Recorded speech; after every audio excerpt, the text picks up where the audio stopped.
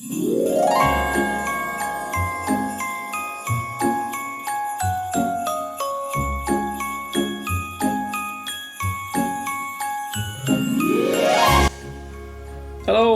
it is Tuesday the 12th of December 2023. I'm JD Kirk, author of the DCI Jack Logan series, the Bob Hoon series, the Heather Filson series. I'm also Barry J. Hutchison, author of the Space Team, Dan Deadman and Sidekicks books. And I'm Barry Hutchison, children's author of over 180 titles for children of all ages. And other stuff as well. TV things and the Beano. Comics. I think that's it. Yeah, that's pretty much it. I'm here doing my advent calendar stuff. It's lunch, just after lunchtime. Well, 12, that's afternoon, 12:51. I have been working on DCI Logan Book 19 today. I have almost finished it. I didn't do much actual writing yesterday in the end. Did a bit, but not enough to finish. So today I'm almost there. I've done 3,500 words so far. The day is still young. I'm still hopeful that I will finish it. I'm at that bit at the end of every book when it's like we've figured out who done it, and now we just need to bring that perp to justice. So it's kind of there, but things sort of changed a bit in the story. So at the moment, because I had it all planned out, and then just characters just change their mind sometimes, and they go, I'm not doing that. Characters in books, when you're an author, it's like sort of trying to shepherd a load of unruly teenagers to do what you want. So you go, this is the plan, we're going to do this, this, this and this, and it'll be finished, that'll be it, over. And then they'll go, I don't want to. And then they'll do something else instead. And you kind of go, well, it's either you try and kind of force them to do that thing, which they don't want to do, which I know sounds mad, but like those characters, because they're quite fully formed, they don't want to do that thing. And then if they don't want to do it, you're right, then you know that it's not the right thing for the story for them to do it, because the character just wouldn't do that. So you kind of go, well, okay, well, just change the plan then, and we'll go in a different direction. So that happened during this one, to the point that at the moment Logan just sort of works out who done it. You just kind of went, oh yeah, it was him, with no real explanation as to how. So the next part, once I've finished this draft, the next part will be to go back and go, let's make that deduction make sense. Because right now it doesn't. Right now he just goes, bingo, I know it was this guy.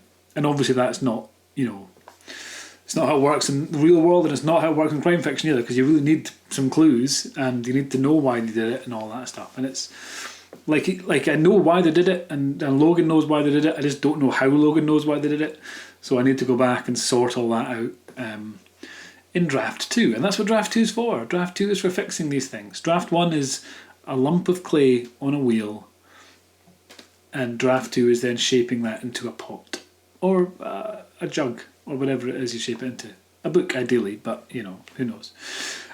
So first draft should be done today. And they'll take a few days to make that make sense by rewriting it, adding some other little bits I want to add in, generally just tarting it up a bit, and then I'll send it off. So it's getting there, slowly but surely. Quite happy with it. It's much darker in tone than the last Logan book, which wouldn't be difficult. Last one was almost a sort of Agatha Christie spoof. So this one's much darker and kind of more in keeping with some of the earlier ones, I would say. But still with a light-hearted streak through it, including some bits that have made me laugh out loud today. And I won't spoil them by telling you what they are. So that's what I'm up to. Doing that. Hopefully finish tomorrow, and then I can take some time off over Christmas. Not a huge amount of time, but I can take some time off over Christmas. 2024, as I've already mentioned, will be quite a big year for Logan. I have, because I've self-published for the last 5 years, the Logan books. And they've done very well, and I'm very happy with that. The one thing I've found more of a challenge is the print side of the business, because we're our own publishing company. Digital first, really. So sold over 3 million ebooks, sold well over 500,000 audiobooks, and a relatively tiny amount of print books. And there's a huge untapped market for print, and so we've kind of partnered up with a publisher, and I'll talk more about this later on once I know I'm allowed to. We've partnered up with a publisher who are doing a 5-year sort of refresh of the series, and so there'll be new covers, and they're a big print distribution arm. So they're just taking over print. I'm continuing to do ebook and audiobook. They're taking over print, and they're going to be re-releasing them in batches of 3 from May next year, I think. So the first 3 out May, and then a few months later the next 3, and then the next 3 and the next 3. And also next year they'll be doing a lovely hardback 20th book in the series, the DCI Logan series, and then it'll come out in paperback a couple of months later. So so very exciting stuff. But anyway, speaking of exciting stuff, day number 12 of our 12-day Skeletor Sock Advent calendar. 1 day left. Don't know what it's going to be. We've had well, what was yesterday? Was yesterday just a group of guys? No, yesterday was the Skull and Crossbones Skeletor. I just have a massive pile of socks next to my computer now. When people walk in, they're going to think I've lost my mind. Socks and candles everywhere, as far as the eye can see. So day number 12, it's actually starting to slip out a little bit underneath, so I can't quite see what it is, but it looks purple and looks blue, so I'm guessing it's more Skeletor action. Oh, look at that, it's all falling to bits now. But this is our last one, our last Skeletor door. Our last naughty socks, which means we're kind of halfway through the Advent period. We've done 12 of 24 doors. And we're on to He-Man next, onto the good guys, onto the nice socks. So I just discard that, we don't need it anymore. Here we go. It looks, so we've got some purple and blue stripes. Looks like Skeletor's Havoc staff, as discussed yesterday. Yeah, and it just says Masters of the Universe, and it's Skeletor's little ram's head logo thing. I don't know, there's only rams on Eternia. Don't know where you got it.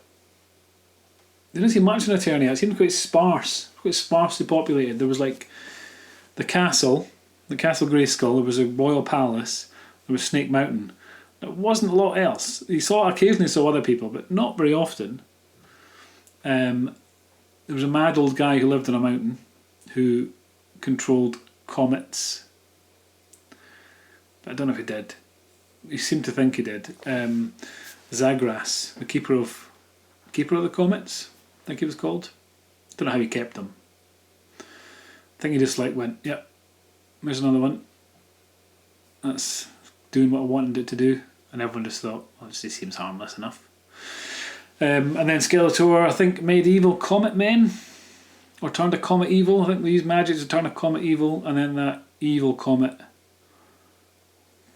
caused havoc in some way. I can't remember, but that happened, I'm sure. Or maybe it was a dream. No, I think that happened. Anyway, Skeletor's done. On to door number 12 of our... God, why can't I remember? Yankee Candle. Never remember the words. 12 is a little one. It's a cheeky little one. Here we go. So I don't need to be concerned about seeing what the text is. Oh, it's a white one. Oh, and it's completely misaligned in the thing. Oh, God. Getting this out is going to be a nightmarish situation. Bear with me. Oh, I've just lost a nail. Just lost a fingernail. I might need to prise it out with some sort of lever. Oh, okay, or just destroy the box entirely. That did the trick as well.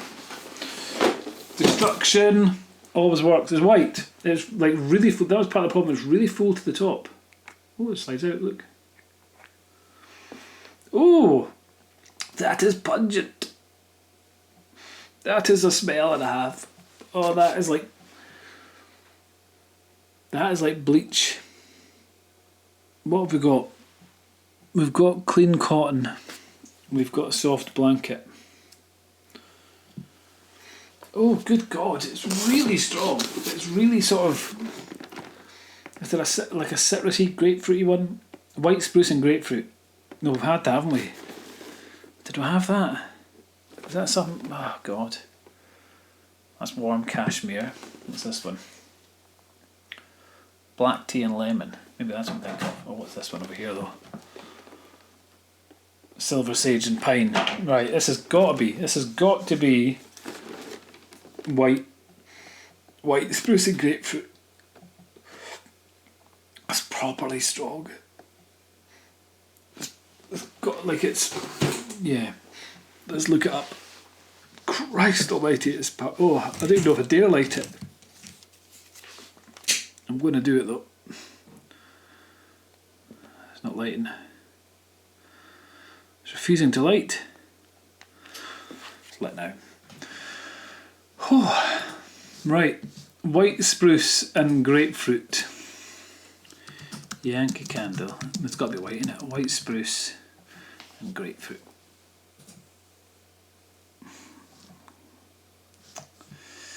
Let me see.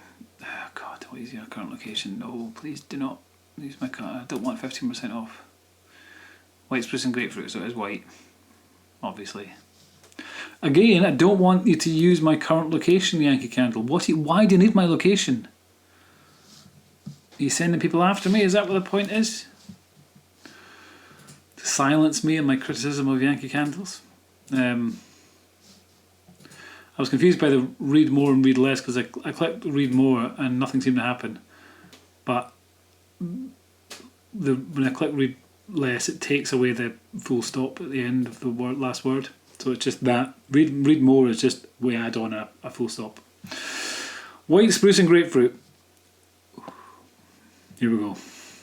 Let's get rid of the smoke. I mean, I already know what it smells like because it's stuck up here somewhere. It's like in my sinuses now. It's part of me. 34. There's an American website. $34. You can get credit available for orders between $35, so not this, and $2,000. Who is spending $2,000 on Yankee Candles? What is wrong with you? Like, I like a smelly candle as much as the next man. Probably more than the next man, to be fair. I'm not spending $2,000 on them. I sort of killed it again, but it's not. It's there. There it is. It just adds a smoky element as well. Whew. Here we go.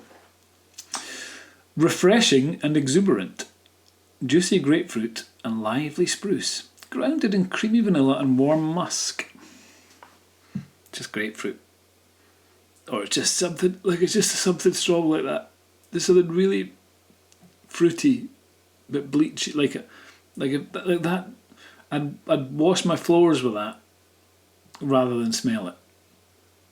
If that was a liquid, because some of them, if they were liquid, my instinct would immediately be to drink them because they smell like things that you can drink. That would trigger alarm bells. Like I would know, do not drink this liquid, you will die. And it won't be a pretty way to go. You'll be eaten out from the inside by some sort of acrid poison that smells of grapefruits. So, yeah, like it smells like a hospital floor. Or what I'd imagine like a really fancy private hospital floor smells like after it's just been cleaned and done with that machine that polishes them up. So yeah, it's actually getting quite distressing, and I don't know why I sniffed it for that long. Whew.